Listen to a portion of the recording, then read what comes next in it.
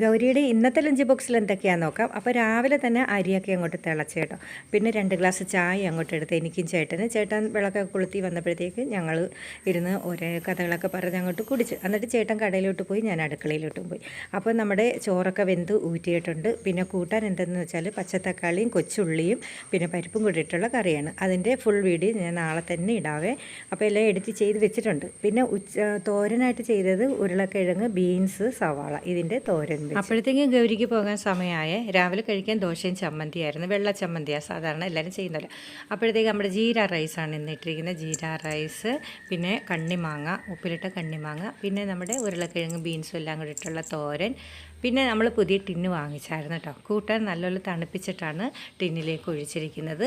അപ്പോഴത്തേക്ക് ഇന്ന് ഒത്തിരി സമയമായി കേട്ടോ. ഇന്ന് ഇച്ചിരി താമസിച്ചു പോയി. ഞാനും താമസിച്ചു, ഗൗരിയും താമസിച്ചു കേട്ടോ. അപ്പോഴത്തേക്ക് നല്ല മഴക്കോളാണ്. റെയിൻ കോട്ടൊക്കെ ഇട്ടാണ് അവൾ പോയിരിക്കുന്നത്.